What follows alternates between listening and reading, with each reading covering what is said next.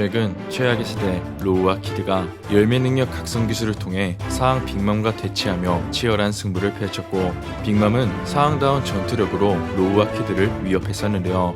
하지만 로우와 키드는 빅맘의 기세에 눌리지 않고 각자가 준비한 최강의 공격 기술로 빅맘을 차례로 공격하는 데 성공하며 끝내 오니가시마 무기고에 있던 폭탄의 폭발과 함께 빅맘과의 전투에서 승리하게 되었습니다.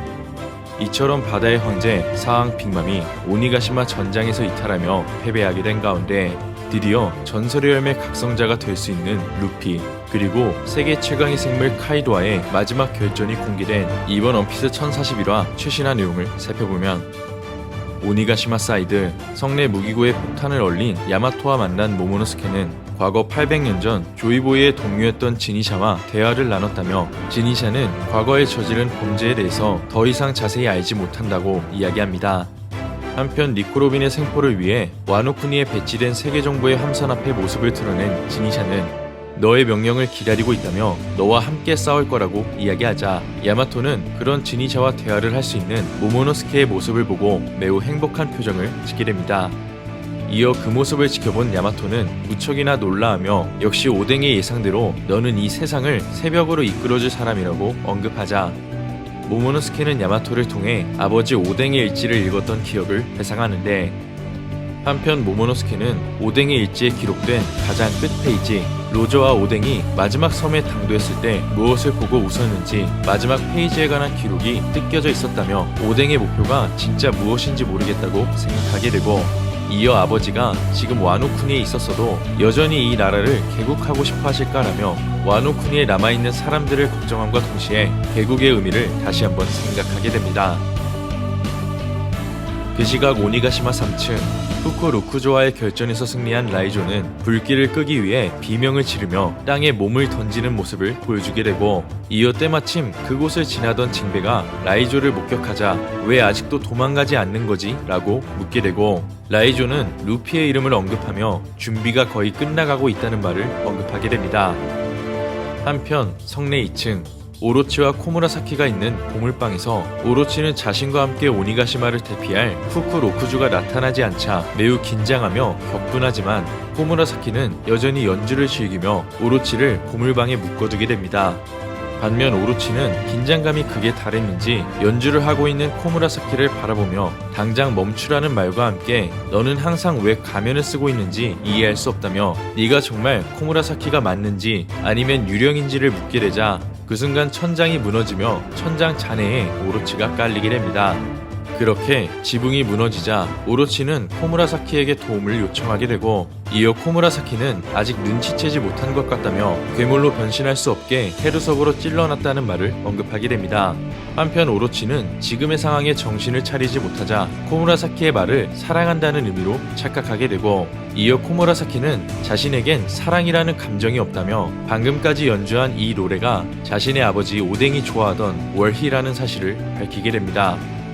그렇게 코무라사키는 오뎅의 이름을 언급하며 자신의 정체를 처음으로 밝히게 되고, 그 시각 성내 지하 흰수염의 적단 16번대 대장 이조와 사이퍼폴 요원이 결전을 벌이는 가운데, 이조는 요원의 몸통에 총을 쏘게 되지만 이조 또한 직원을 맞게 되며 서로가 땅으로 떨어지게 되는데, 이조는 그 순간에도 자신의 동생 키쿠를 걱정하게 됩니다.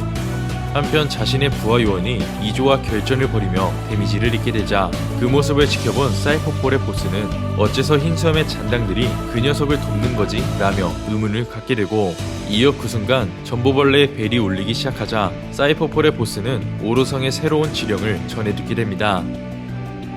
이처럼 전보벌레를 통해 오로성들의 충격적인 지령을 전해듣게 된 사이퍼폴의 보스는 현재 밀짚모자는 카이도와 싸우고 있다며 카이도의 싸움을 자신이 방해하는 건 불가능하다고 이야기하자, 이어 전보벌레에선 그것이 불가능하다는 것을 알고 있지만 현재 세계 최고 수준의 전투가 벌어지고 있다는 사실이 매우 위험한 이유라며 지금의 지령은 만에 하나를 막기 위해 내려진 것이라고 알려주게 됩니다.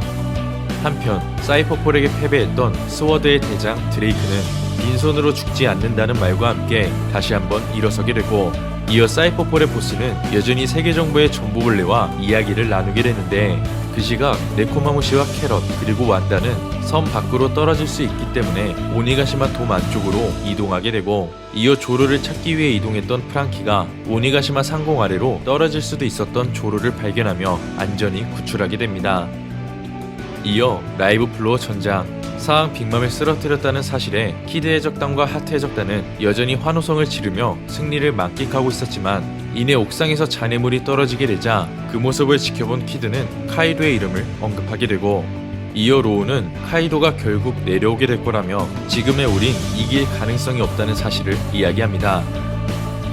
그 시각 해양색 패기의 충돌이 펼쳐진 오니가시마 옥상돔. 카이도는 루피를 바라보며 링링이 패배했다는 사실을 알려주자 루피는 키드와 로우를 떠올리게 되고, 이어 카이도는 빅맘을 처음 만났던 시절을 잠시 떠올리게 됩니다.